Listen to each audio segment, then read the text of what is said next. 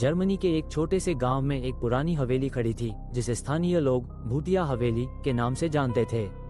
ये हवेली कई दशकों से वीरान थी और इसके बारे में अजीबोगरीब कहानियां फैल चुकी थीं।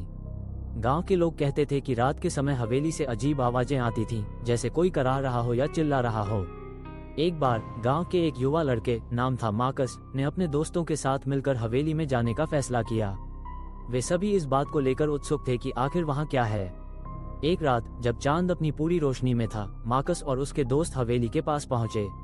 हवेली का दरवाजा धीरे धीरे खुला, जैसे किसी ने उन्हें अंदर बुलाया हो। जैसे ही वे अंदर दाखिल हुए, एक ठंडी हवा का झोंका उनके चेहरे पर लगा। दीवारों पर धूल और जाले थे और फर्श पर पुरानी लकड़ी की आवाजें आ रही थीं। कमरे में एक पुराना पियानो रखा था जो अब तक चुप था। मार्कस ने पियानो की ओर बढ़ते हुए कहा, चलो इसे बजाते हैं।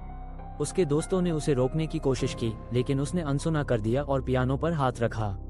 जैसे ही उसने एक नोट दबाया, अचानक कमरे में अंधेरा छा गया। पियानो अपने आप बजने लगा, लेकिन ये कोई साधारण संगीत नहीं था। यह एक डरावनी धुन थी जो सुनकर सबके रोंगटे खड़े हो गए। तभी एक साया कमरे में प्रकट हुआ। वो एक महिला थी जिसका चेहरा बेहद डरावना था।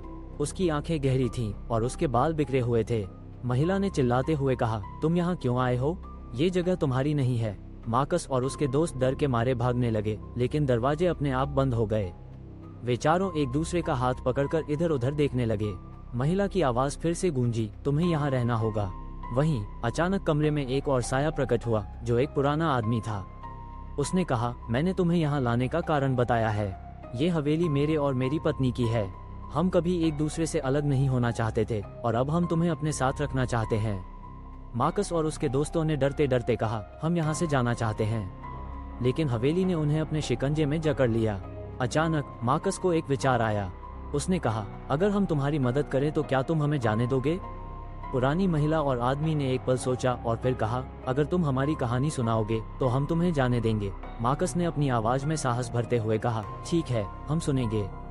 उस रात हवेली की दीवारों ने एक पुरानी प्रेम कहानी को सुना जो सदियों से दबी हुई थी। जैसे ही कहानी खत्म हुई, हवेली ने एक हल्की सी आह भरी और दरवाजे अपने आप खुल गए। मार्कस और उसके दोस्त बाहर भाग गए, लेकिन उनकी आंखों के सामने वह भूतिया हवेली हमेशा के लिए खड़ी रही।